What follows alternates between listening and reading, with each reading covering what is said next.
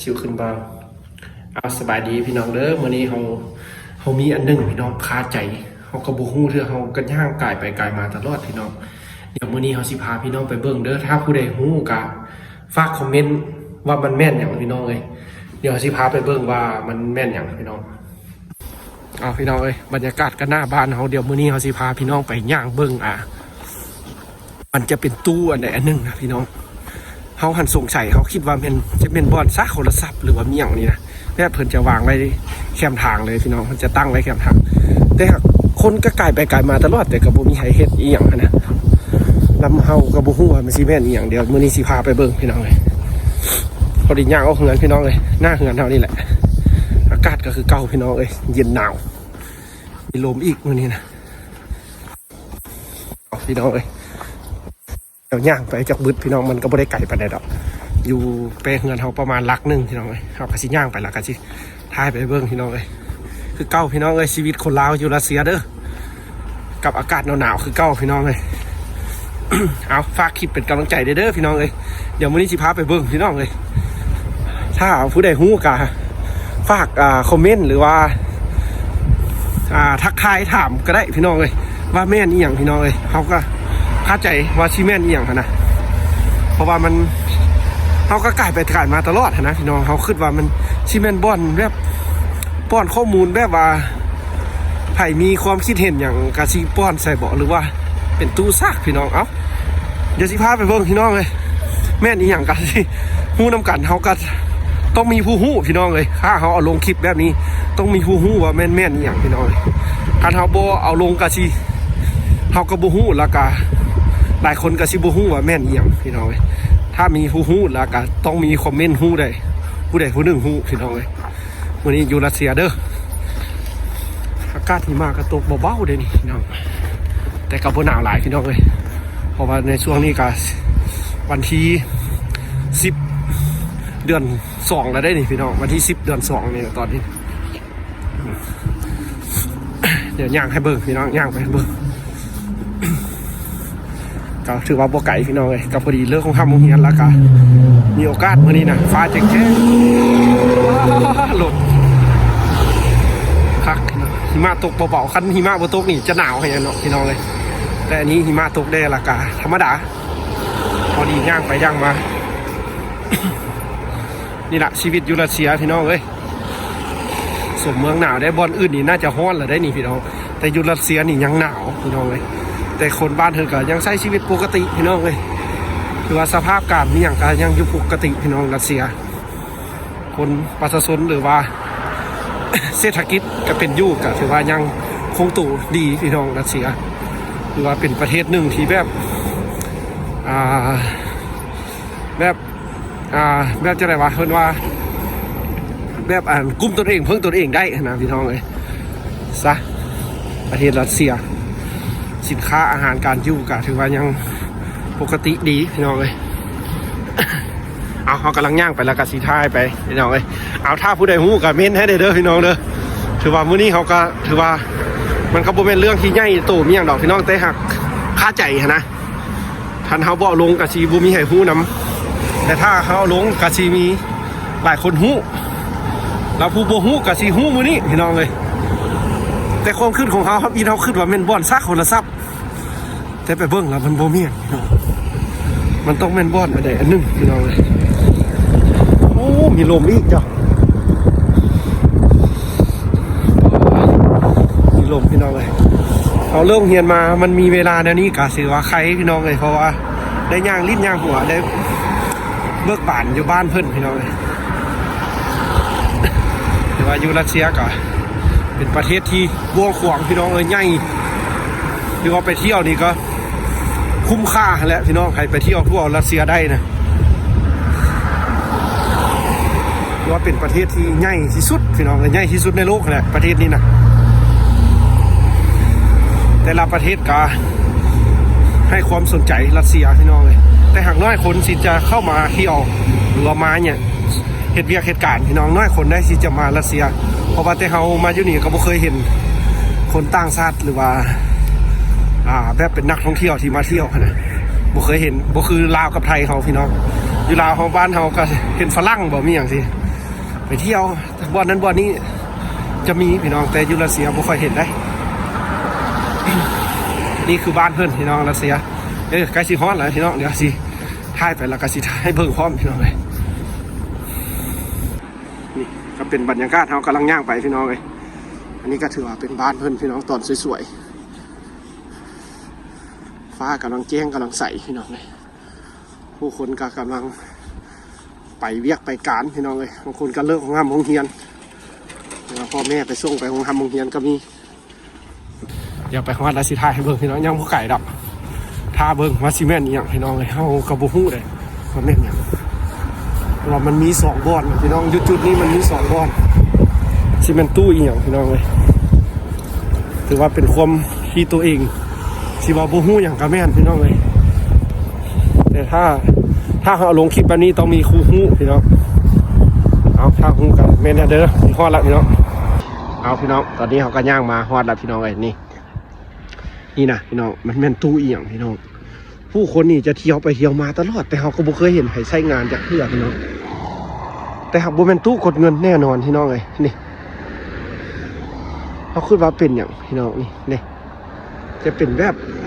ป้อนบัตรว่ามีอย่างเขาก็บ่ฮู้เลยพี่น้องอันนี้นะนี่เขียนใส่นี่มันจูเม่นนี่พี่น้องนี่จูเม่นของสำหรับเมืองนี่นะพี่น้อ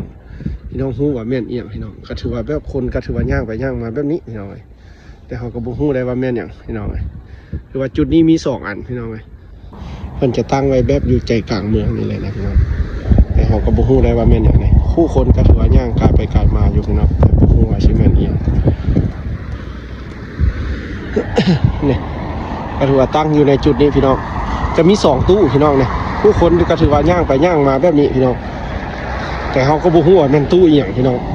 คือว่าผู้ใดเคยที่อยู่ต่างประเทศหรือว่ามีหยังน่าจะฮู้พี่น้องแต่สำหรับคนบ้านเขาบ่ฮู้หรอกพี่น้องว่าแม่นหยังเขาก็บ่ฮู้คือกันนี่ทำอีเราคิดว่าเป็นบ่อนซากแบตโทรศัพท์ว่าซั่นแบบว่าซากแบบกระทันหันนะเขาคิดว่าแม่นพี่น้องแต่ครับมาเบิ่งแล้วก็คือว่าบ่แม่นพี่น้องก็บ่เห็นให้ซากให้หยังเดี๋ยวอีกตู้นึงก็อยู่ส่วนนั้นพี่น้องเดี๋ยวสิพาไปเบิ่งอีกมันบ่ได้มีตัวเดียวได้พี่น้องเอาถ้าผู้ใดฮู้กับแม่นเด้อตัวนี้น่าจะแม่นคนอยู่ต่างประเทศน่าจะฮู้พี่น้องว่าแม่นหยังอันนี้นะก็ถือว่าอยู่ในจุดที่ซุ่มซุนหน้าแน่นพี่น้องแถวนี้นะนี่ตู้นั้นก็อยู่เบื้องนั้นพี่น้องจะมี2ตู้นะแต่แถวนี้จะมีห้องการมีอย่างหลายเด้แล้วก็มีโรงเรียนมหาวิทยาลัยอยู่ข้างหน้าพี่น้องเดี๋ยวเราสิข้ามทางพี่น้องเดี๋ยวสิข้ามทางไปถ่ายเบิ่งตู้นั้นอีกพี่น้องจะเป็นตู้แนวเดียวกันพี่น้องเลยนี่นักเรียนกันเลิกเรียนได้เราอยู่รัสเซียพี่น้องเลยมันทางคือว่าเส้นนี้มันบ่มีไฟแดงพี่น้องเราก็สิได้ย่างข้ามไปแบบนี้เลยนี่ถือว่าบ้านเพื่อนพี่น้องเลยหิมะนี่ตกตลอดกาลเลยเดี๋ยวสุดท้ายเบิ่งพี่น้องนี่ตู้นี้ก็คือกันพี่น้องผู้ใดฮู้ได้ว่าแม่นอีหยังพี่น้องตู้อีหยังเราแบบจะอยู่แนวนี้เลยพี่น้องตั้งอยู่แคมทางจะบ่มีไฟฟ้าแบบว่าจะใช้แสงอาทิตย์แบบนี้เลยนะครับจะเป็นแบบใดถ้าผู้ใดฮู้ก็ถือว่าคอมเมนต์เด้อพี่น้องอันนี้แม่นหยังพี่น้องเลยถือว่าเขามาอยู่นี่ก็ถือว่าโดดนานละพี่น้องเขาก็ทำอินก็ไม่ได้สังเกตอย่างไรแต่หากสังเกตที่แบบว่าเอ้าคือผู้เคยเห็นคนใช้บริการจากเรือสินะแม่นอีหยังสินะสำหรับอยู่บ้านเพื่อนพี่น้องอันนี้นะเราก็ใช้ให้เบิ่งพี่น้องเลยว่ามันแม่นอย่างถ้าผู้ใดฮู้กะสิคนอื่นก็สิได้ฮู้นำแหละคันผู้ใดมาเม้นกะผู้ที่ฮู้แล้วผู้ที่โบฮู้กะสิฮู้คือเฮาพี่น้องอันนี้ก็จะเป็นโรงเรียนพี่น้องเลยเอาพี่น้องเลยสำหรับถ้าผู้ใดฮู้เด้อพี่น้องเลยการเม้นถือว่าบ่เป็นเรื่องที่ใหญ่แต่หากก็อยากฮู้น้ำกันพี่น้องเลยว่าแม่นอย่างเฮาก็อยู่นี่ก็จนสิกลับบ้านแล้วพี่น้องก็ยังบ่ฮู้ว่าแม่นอย่างมื้อนี้ก็เลยพอดีเลิกโรงเรียนแล้วก็สิย่างมาหน่อยนึงแล้วก็จะมาถ่ายให้พี่น้องเบิ่งน้ำถือว่าบ้านเฮิรนพี่น้องอันนี้นะนี่ถือว่าบ่หนาวปานใดพี่น้องก็ธรรมดาได้ สำหรับคนรัสเซียแห้งคนว่าธรรมดาเลยนี่นะเอาขอบใจพี่น้องเด้อที่ติดตามรับชมอยู่พี่น้องเลยคลิปอยู่รัสเซียพี่น้องเลยสำหรับคนลาวเด้อที่มาอาศัยอยู่พี่ ก็ขอบใจพี่น้องที่คอยซัพพอร์ตและก็สนับสนุนรับชมคลิปพี่น้องเลยเพื่อทักทายถามเป็นห่วงเป็นใยหลายสิ่งหลายอย่างพี่น้องเลยพอมีอย่างเขากระสิท่าให้เบิ่งอยู่รัสเซียเป็นแนวใดพี่น้องเลยสลายก็ได้ทางบ้านกระสิน่าจะได้ยินแต่ข้าวพี่น้องแต่บุฮู้ว่าอยู่รัสเซียที่เป็นแนวใดแท้แต่มาอยู่ตัวจริงกับแบบจะสิเลยพี่น้องบ้านเพิ่นจะอยู่แบบสบายไปมาคือเก่าพี่น้องปกติสำหรับคนบ้านเพิ่นกสิเมียนถึงมาผู้เฮ็ดเวียกกับเฮ็ดเวียกผู้ไปห้องห้ามมุงเฮียนเฮ็ดล่าเฮ็ดการก็ไปหรือว่าซื่นชมอยู่พี่น้องประเทศรัสเซียนะซื่นชมแบบที่หลายๆประเทศกับที่แบบว่ามาโฮมใส่รัสเซียนะแต่หากครับบ้านข้าเจ้าก็ยัง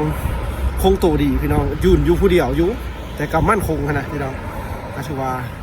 เป็นประเทศที่มีความหักษาที่แบบจริงแท้ได้พี่น้องเอายอมรับเลยได้รัสเซียพี่น้องสิได้เห็นในงานที่ถ้าพี่น้องติดตามซ่องต่อไปก็สิได้เห็นในงานที่แบบบุญเฉลิมฉลองวันชาติของข้าเจ้าหรือว่าวันชัยชนะที่ยิ่งใหญ่ของรัสเซียก็คือวันที่สงครามโลกยุติครั้งที่2หันพี่น้องเลยอยู่รัสเซียเขาจะจัดยิ่งใหญ่ขนาดแล้วถ้าพี่น้องติดตามอยู่ต่อไปเขาก็สิได้ถ่ายให้เบิ่งเพราะว่าอีกบ่ดนประมาณอีก 3-4 เดือนพอดีช่วงเขากำลังสิกลับบ้านเลยพอดีจะได้ถ่ายให้เบิ่งพี่น้องเลยเพราะอยู่รัสเซียเป็นแนวใดคือว่าจะได้เห็นพี่น้องเลยความหักษาของข้าเจ้าพี่น้องชื่นชมแบบว่าเศรษฐกิจนี่ก็ยังดีพี่น้องเลยบ้านเพิ่นนะอยู่รัสเซียพี่น้องเลย อันนี้ก็ถือว่ามื้อนี้เขาก็ย่างมา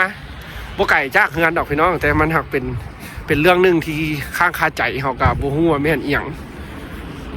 ส่วนคนที่ฮู้ส่วนหลายจะแม่นคนที่อยู่ต่างประเทศดอกพี่น้องแล้วคนที่ได้เคยไปท่องเที่ยวไปเฮ็ดอันนั้นอันนี้น่าจะฮู้ว่าแม่นอีหยังพี่น้องเลย เอาขอกระต่างย่างลิ้นเลยพี่น้องเลยมื้อนี้นะนี่ก็ถือว่าเป็นบ้านเพิ่นพี่น้องเลย มีครอบเขตบ่ไก่จากเงินเท่าไหร่พี่น้องเลยถือว่าบ้านเพิ่นก็ถือว่ายังใช้ชีวิตแบบจังซี่แหละพี่น้องปกติไปโรงทำโรงเรียนการใช้ชีวิตของประชาชนก็เดินทางเวียกเฮ็ดงานไปแบบนี้บ้านเพิ่นก็แบบนี้แหละพี่น้องเส้นทางบ่ได้หลวงได้ไก่บ่ได้กว้างได้ใหญ่อย่างดอกพี่น้องธรรมดาแต่รถรางบ่ติดพี่น้องอยู่รัสเซียเล่นกันจังซี่แหละเพราะข้าเจ้านี่เคร่งครัดระเบียบแห่งพี่น้องเลยอยู่รัสเซียนะหรือว่าฟ้าฝืนนี่บ่ได้พี่น้องเลยยากพอดบอลจอดต้องจอดบ่มีคนกันได้จอดพี่น้องเลยคือว่าเป็นทางม้าลายสิเคร่งครัดขนาดทางม้าลายนี่พี่น้องเบื้องรถบ่เสือนี่ทางหน้านี่คือทางหน้านี่เป็นทางข้ามนี่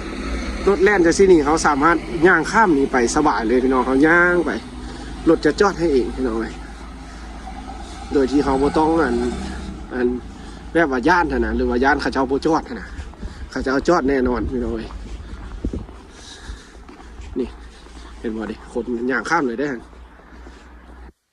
ย่างข้ามเลยแบบสบายเลยนะพี่น้องด้านลุ่มลงไปก็จะเป็นวัดพี่น้องจะเป็นคลามของโบสถ์ศาสนาคริสเตียนนะถ้าพี่น้องอยากเห็นเดี๋ยวเขาจะย่างลงไปให้เบิ่งเด้อถ้าพี่น้องเคยเห็นราคาโบเป็นอย่างพี่น้องเลยอันนี้ก็ถือว่าเป็นอีกเส้นทางลงของเมืองนี้พี่น้องรถเพิ่นจะจอดเลยพี่น้องสิย่างข้ามเลย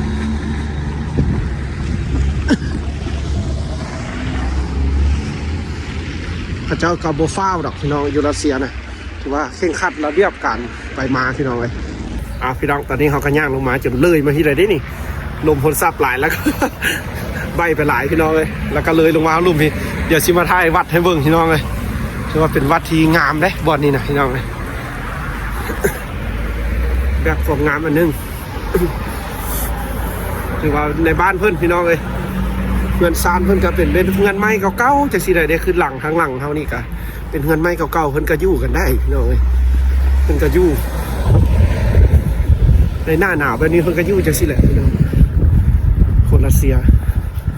เขาผู้มาอยู่ซี่ก็ถือว่าจะหนาวแต่เพิ่นก็ธรรมดาพี่น้องเลยบอกว่าเพิ่นเกิดอยู่นี่เนาะเกิดมาแล้วก็เห็นนะน้องพี่น้องนะความหนาวความเย็นแต่ว่าฤดูร้อนของเพิ่นนี่เพิ่นจะน้อยพี่น้องอยู่รัสเซีย จะมีฤดูที่มีแต่3-4 เดือนนี่แหละพี่น้องนี่สิควาดละพี่น้องวัดนะเดี๋ยวสุดท้ายเบิ่งเด้อมันก็เป็นบ่อนนึงที่ศักดิ์สิทธิ์อะไรพี่น้องคันเป็นบ้านเฮาก็สิแบบนับถือเป็นวัดเป็นวา